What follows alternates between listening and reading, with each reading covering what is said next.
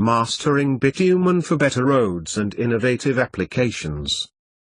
30. Dangers and risks associated with bitumen. Reach regulation and registration of bitumen. Research and innovation to improve safety with bitumen. Music. Bitumen has many advantages in its applications, not least the fact that it is a good waterproofer, a good agent and a poor transferer of heat. However, when working with bitumen, these exact same characteristics become a disadvantage. If bitumen sticks to your skin, it's incredibly difficult to remove, cannot be washed off, and stayed hot on your skin for a long time. Therefore, it's critically important to have a clear understanding of the hazards associated with bitumen and the appreciation of the risks can be adequately managed. This module will aim to guide you through a broad appreciation of the health and safety implications of bitumen and highlight where the key risks might lie. Bitumen is thermoplastic in nature. That it is a bitumen becomes more liquid-like with increasing temperature and conversely more solid-like with reducing temperature.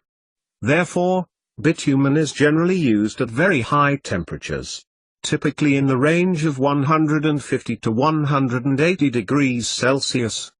To pour this elevated temperature into some context, just think about normal body temperature. This is in the range of 36.5 to 37 degrees Celsius.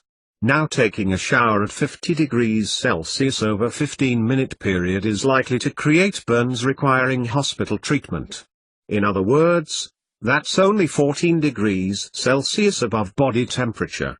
Now consider the implications of boiling a kettle of water. The water is boiling at 100 degrees Celsius, some 63 degrees stable body temperature. Now everyone is aware of the risk with water at this temperature, and would never consider exposing their skin to it. Such an action would certainly result in significant burns, most likely requiring skin grafts and resulting in some psychological trauma. Bitumen exposure during manufacturing would involve temperatures in the region of 160 to 190 degrees Celsius, depending upon the type of bitumen. In other words, in excess of 140 degrees Celsius above body temperature. Remember, only 14 degrees Celsius exposure over body temperature can result in hospital treatment. How much more extreme at 140 degrees Celsius hotter? The impact is not just physical pain and disfigurement but also psychological trauma as well. So it's absolutely critical to treat hot bitumen with respect and not to be complacent. So these examples illustrate that the main hazard associated with bitumen is the temperature at which it is used and transported around. Without doubt the risk of exposure to this high temperature hazard comes chiefly when moving bitumen around or transferring from the tanker to the storage tank. Also of course when sampling and testing the bitumen material. If nothing else, please keep this hazard at the forefront of your mind at all times when in the vicinity of bitumen. One misconception that is all too common is the belief that bitumen and tar are the same thing. It's true to say that some of the physical characteristics are very similar, and that they both provide good adhesion, and good waterproofing. However chemically, they are significantly different and the health implications resulting from that are also significantly different. The International Agency for Research into Cancer, so-called EARC, have carried out a wide-ranging evaluation of global studies culminating in the EARC monograph, Volume 103.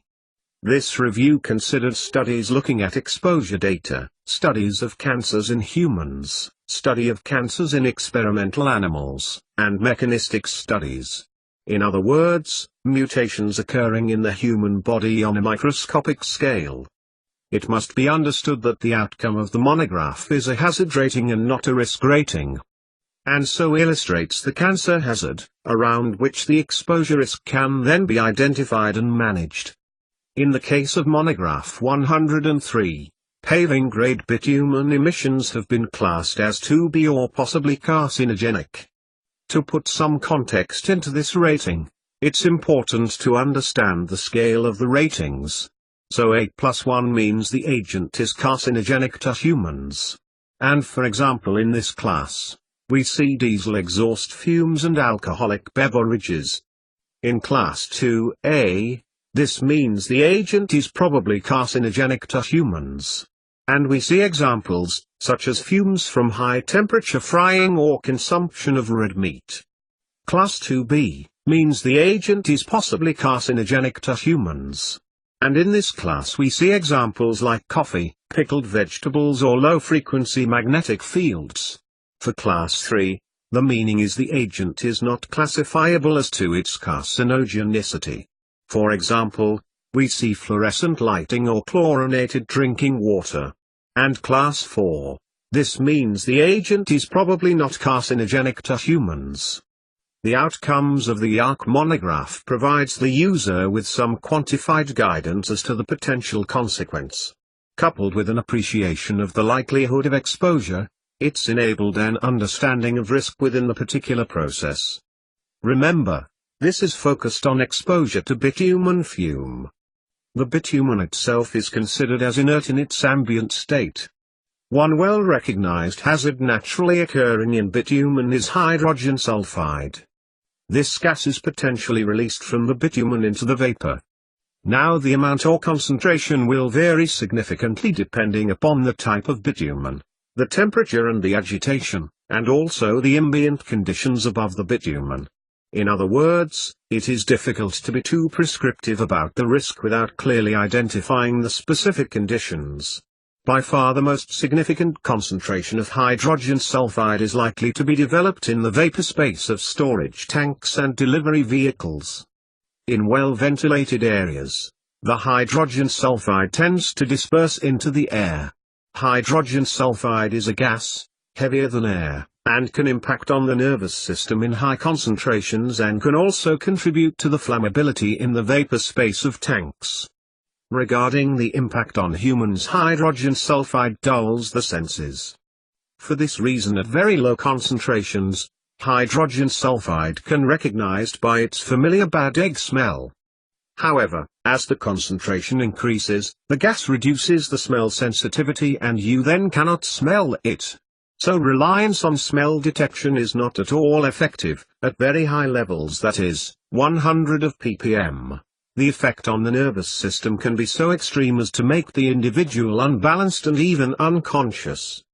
At even higher concentrations the impact can be fatal.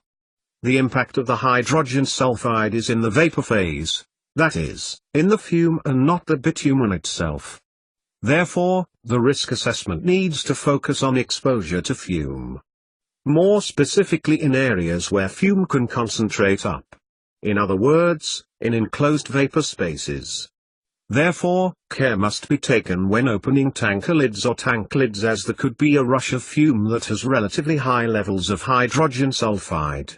Likewise, where tanks need to be entered. For example, in maintenance or cleaning, it's critically important to ensure the tank has been well ventilated, purged and gas tests completed before anyone considers tank entry. Moreover, continual monitoring of the airspace must be employed. Potential to give off hydrogen sulfide will vary from source to source, and generally the risks associated with general use are very low. Factors which can increase the potential for release of this gas include high temperature, increased agitation and poor ventilation. Essentially, this registration is applicable throughout Europe to ensure that all hazards reflective be identified, and the scale of the potential impacts effectively evaluated. In all industries, it is mandatory that information is shared amongst other players in the industry. As such, the assessment for bitumen has been coordinated by Eurobitume. The results of all the assessment is a dossier that is submitted for registration. Once this has been reviewed, each registration is recorded. So what have we seen through this review of bitumen health and safety? First and foremost, bitumen itself at ambient temperature is inert and safe to handle. The key hazard is associated with handling the bitumen at elevated temperatures. The magnitude of the temperature must be acknowledged to appreciate the level of risk likely for any scenario when handling liquid bitumen. With regard to impact on health, we have seen that IARC have classed the bitumen fuel from paving-grade bitumen at level 2B, which means that it is possibly carcinogenic in the same class as coffee and pickled vegetables.